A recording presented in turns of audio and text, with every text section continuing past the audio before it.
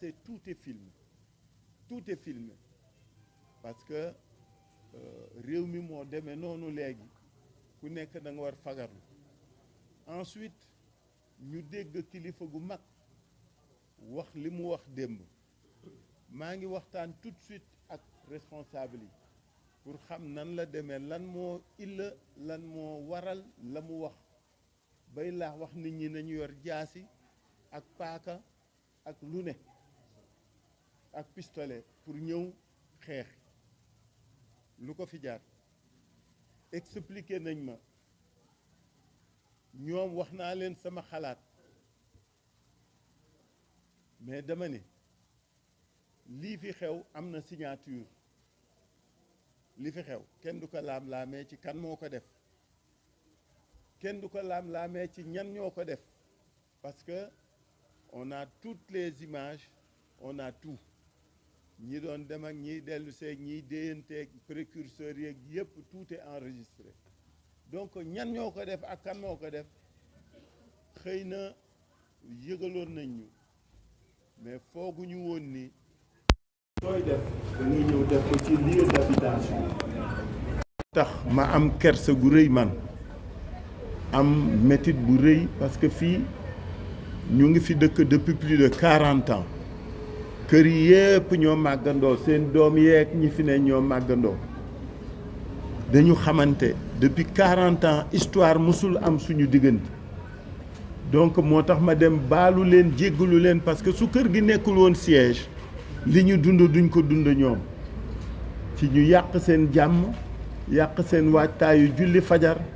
ba am na waa kër Masek Ndiaye parce que ñun ñëpp xamante ni ñoo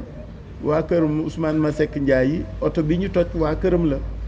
goroom moom oto bi oto baa nga fële oto bi nekk fële lu mu jotee kër gi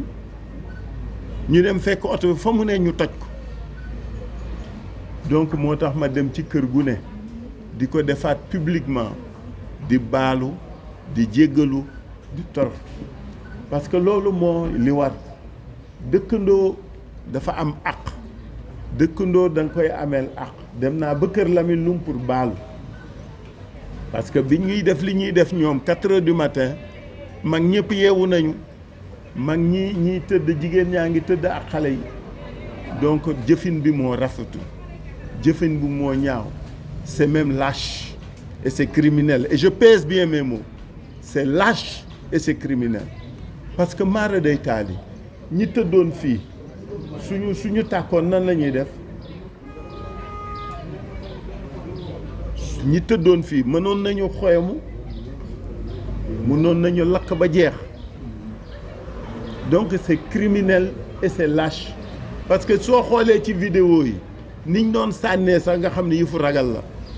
suñu ñemewoon dañuy dugg ci kër gi mais taxaw fële di sànni ay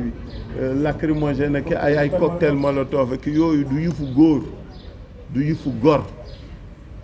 dama ni politique wu léegi ñu bari xàmmee tuñ ci seen bopp wax ju ñaaw def lu ñaaw jëf ju ñaaw c'est-à-dire ce n'est plus un problème de liberté c'est un problème de licence c'est-à-dire ku neex lu la neex wax nu la neex waxe ko parce que dara du la ci fekk li mu nar jur mooy sama maas gi nga xam ne bàyyi woon nañu xeex dellu si nag di xeex parce que nag dama ne gars yi yenn yi ñëpp ko mën si nous on a décidé ñu bàyyi yenn yi nañ ñu bàyyi ñu toog fa ñu toog te bañ ñoo yëngal te bañ ñoo boole ci yooyu parce que am na lu kenn dul nangu nag lii ñu def yomb na parce que ku nekk ci ñoom am nga kër ku nekk ci ñoom am nga kër ku nekk ci ñoom am nga kër te ku nekk ci ñoom xam nañ fa nga dëkk buñ may wax loo moi cette affaire vous m'avez vu j'ai pris beaucoup de recul parce que dama ni li war mooy nañu def débat bu serein débat wu d'idée débat de projet ku ci am sa dooleeg sa wax ju ñaaw nga téew et les Sénégalais tranchent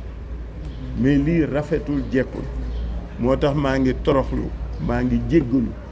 di baalu samay dëkkandoo yëpp mais di baalu quartier bi yëpp fi nga dëkk 40 ans kenn mësu leen atte kenn mësu leen jàppale si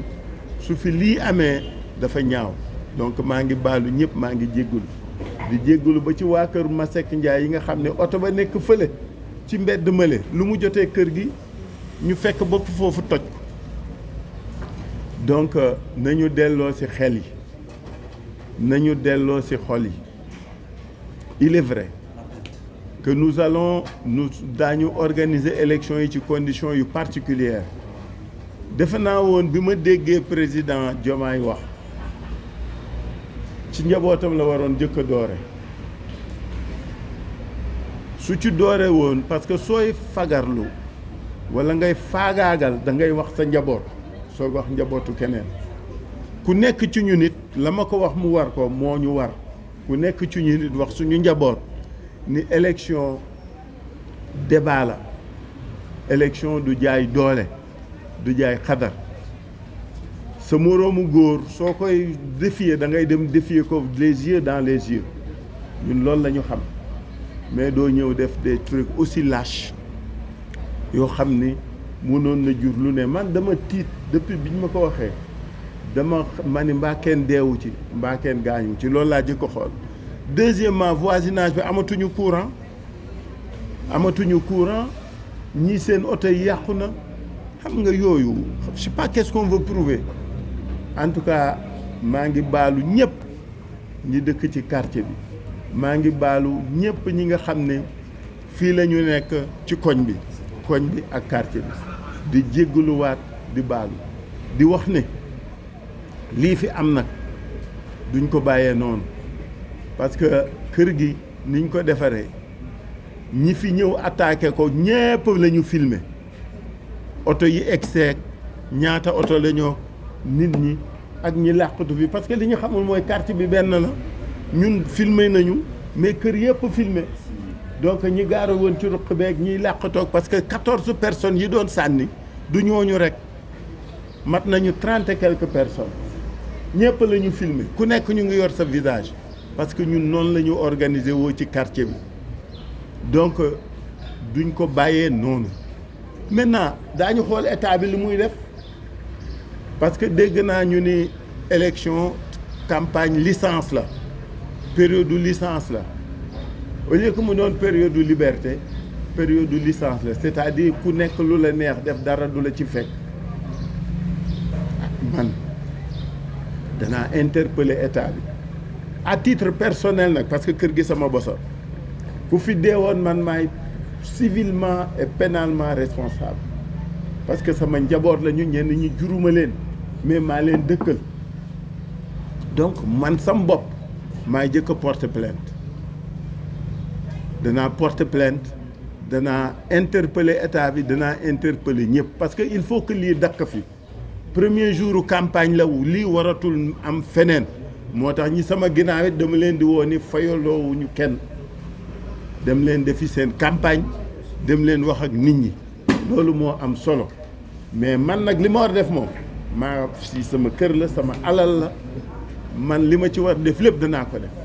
donc kooku j'interpelle l'État ce sera pas sans suite